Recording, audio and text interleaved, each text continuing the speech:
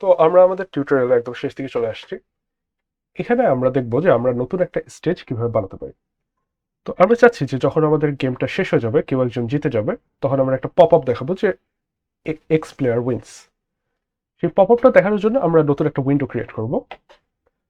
তো প্রথমে আমরা একটা ফাংশন লিখি যে যখন আমাদের উইনটা ট্রু হবে, তখন যেন ফাংশনটা কল হয়। আমরা চেক করার পর এখানে তো উইন ট্রু নাকি ফলস সেটা ডিফাইন হয়ে যাবে। তারপর যদি আমার উইন ট্রু হয়, then আমি একটা ফাংশন কল করব, ধরা যাক উইন চেক, এবং সেখানেও আমি অ্যাকশন ইভেন্টটাকে পাস করব। ওকে, এখন আমি নিচে চাই আমি ফাংশনটাকে ডিফাইন করি, public void win check. Parameter হিসেবে আমি অ্যাকশন ইভেন্টকে দিচ্ছি। এখন এখানে আমি কি করব, আমার নতুন একটা উইন্ডো ক্রিয়েট করতে হবে। আচ্ছা, সো উইন্ডো ক্রিয়েট করার জন্য অবভিয়াসলি সেটাতে আমার একটা সিন থাকা লাগবে, এবং সিনটা আমাকে বানাতে হবে। এবং সিন বানাতে গেলে আমার একটা এফএক্সএমএল ফাইল, একটা কন্ট্রোলার ফাইল লাগে। তো আমরা সেই পার্টটুকু আগে করে আসি। প্রথমে একটা এফএক্সএমএল ফাইল ক্রিয়েট করি, নাম দিলাম উইন ভিউ, এবং এটার জন্য একটা কন্ট্রোলার ফাইল তৈরি করা যায়।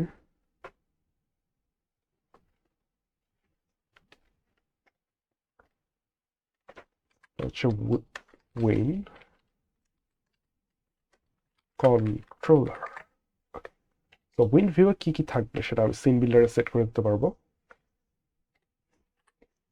এখানে আমরা একটা ভার্টিক্যাল বক্স দিয়ে শুরু করব।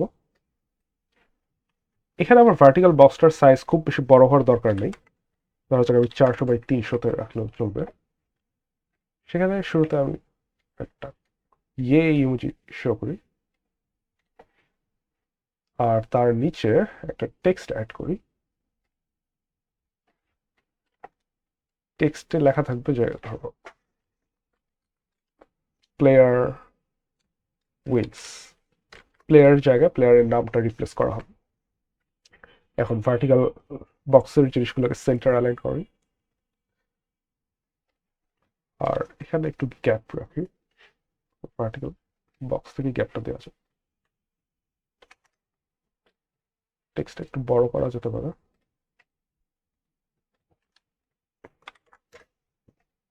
সো এটুকু হলেই চলবে। এখন আবার এই ফাইলের জন্য কন্ট্রোলারটাকে ডিফাইন করে দেওয়া লাগবে, উইন কন্ট্রোলার। এবং আমার এই টেক্সটটাতে যেহেতু প্লেয়ারটা আমি রিপ্লেস করবো, অর্থাৎ এখানে আবার লজিক্যালি অ্যাপ্লিকেশন আছে, সো এটার একটা আইডি সেট করা লাগবে। আইডি দিলাম উইন টেক্সট। ওকে, ডান, আমরা এটা সেট করলাম। এরপর উইন কন্ট্রোলারে আমি জাস্ট একটা ফাংশন লিখবো, সেটা হচ্ছে public void set win text. এই ফাংশনটা একটা স্ট্রিং প্যারামিটার নিবে, এবং সে ওই উইন টেক্সটটাকে চেঞ্জ করবে। তার আগে আমার উইন টেক্সটকে তাহলে সিলেক্ট করা লাগবে। এখানে আমরা এফএক্সএমএল অ্যানোটেশন দিয়ে উইন টেক্সটকে সিলেক্ট করি, সেটা একটা টেক্সট নোট ছিল, তাহলে আমার টেক্সট নোট ইম্পোর্ট করতে হবে। তারপর আইডি আমি দিছি উইন টেক্সট, তো সেটা লেখা লাগবে। এরপর আমরা শুধু win text dot set text,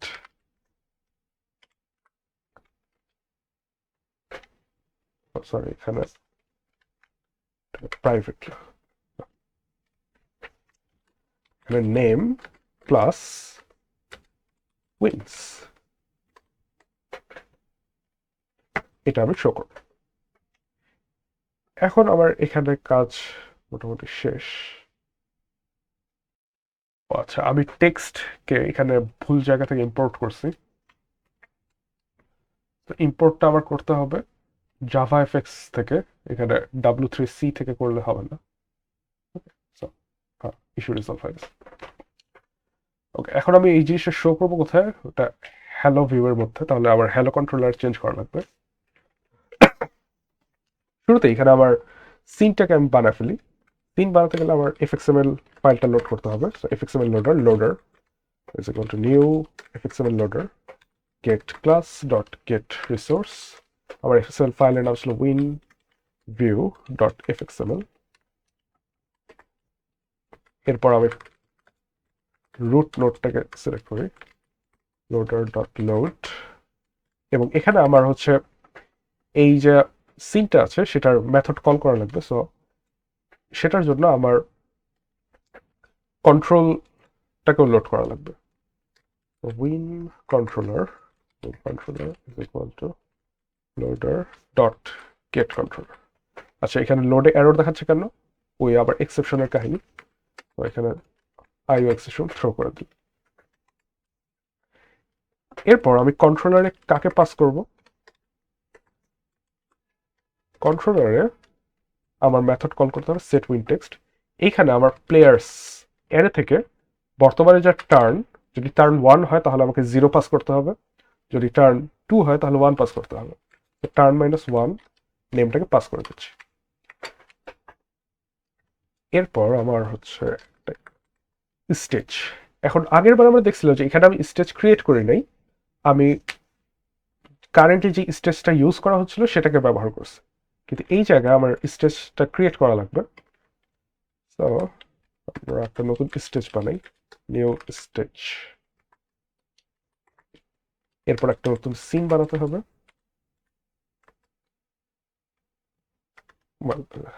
scene না, স্টেজের সিনটা সেট করতে হবে।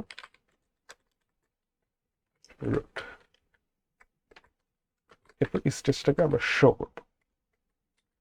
আচ্ছা, এভাবে যদি করি তাহলে এটা একটা ইন্ডিপেন্ডেন্ট স্টেজ হিসেবে শো হবে, রাইট?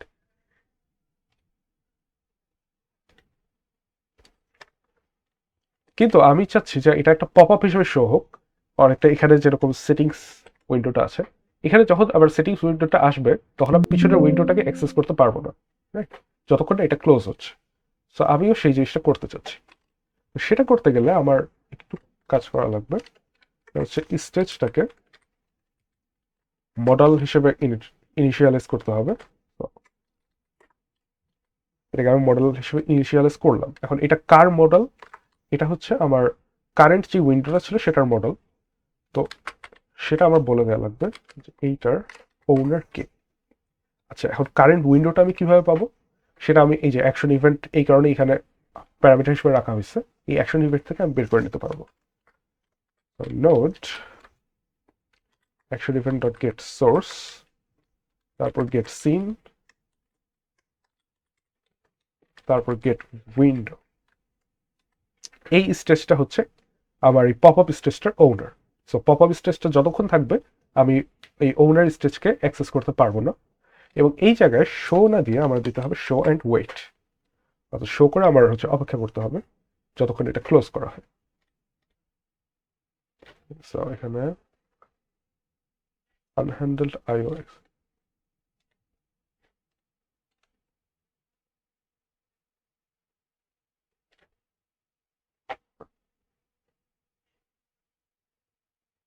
এবার যদি আমি লঞ্চ করে দেখি, প্লেয়ার 1 এর নাম দিল এ, প্লেয়ার 2 এর নাম বি, প্লে, যে আমার একটা পপ আপ উইন্ডো আসতেছে, এবং এই পপ আপ উইন্ডো থাকার সময় পিছনের উইন্ডোকে অ্যাক্সেস করতে পারবো না, এবং যেহেতু এখানে এ জিতছে সো আবার দেখা যাচ্ছে এ উইন্স। এটা ক্লোজ করার পর আবার পিছনের উইন্ডোটাকে অ্যাক্সেস করা পসিবল হবে, এখানে রিস্ট্রিক্ট। সো আবার টিকটক টু গেম বানানো শেষ।